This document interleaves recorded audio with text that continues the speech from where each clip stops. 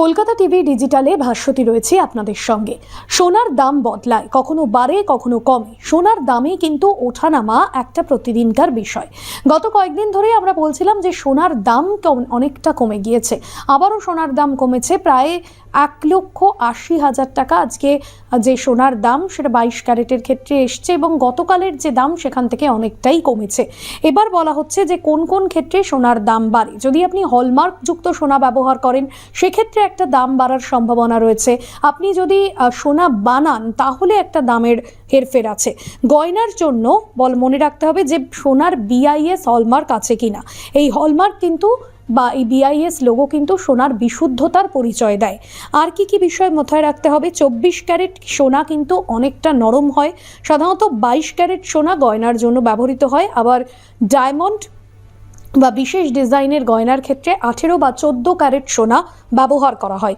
সোনার বানানোর পাশাপাশি কিন্তু মেকিং চার্জটাও অত্যন্ত ইম্পর্টেন্ট, কারণ মেকিং চার্জের ওপর ভিত্তি করে সোনার দামে ওঠানামা করে। আর সেই জায়গায় সোনা দোকানে কেনার সময় বাইব্যাক বা এক্সচেঞ্জ নীতি সম্পর্কেও জানা দরকার। ভবিষ্যতে যদি সেই সোনা বিক্রি করতে চান বা আপনি লাভজনক হিসেবে এখন কিনছেন, পরে বিনিয়োগ করতে চান, কতটা লাভ হবে, কি লাভ হবে, সেই সবটা কিন্তু যে দোকান থেকে কিনছেন সেখান থেকে এক্সচেঞ্জ পলিসিগুলো আপনাকে জেনে নিতে হবে।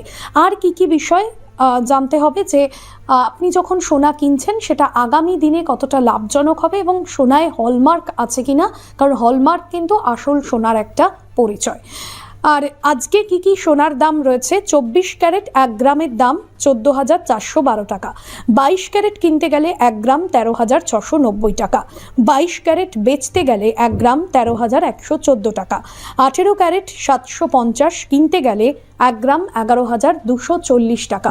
পাশাপাশি রূপোর বার 1 কেজি 2,30,188।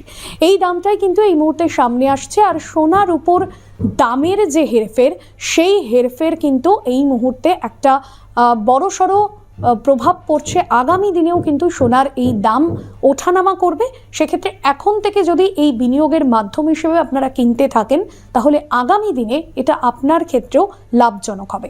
আজকের বিষয় এখানে শেষ করছি। তবে সোনার দাম বা অন্যান্য বিষয় নিয়ে আপডেটেড থাকতে হলে আপনাকে দেখতে হবে কলকাতা টিভি ডিজিটাল।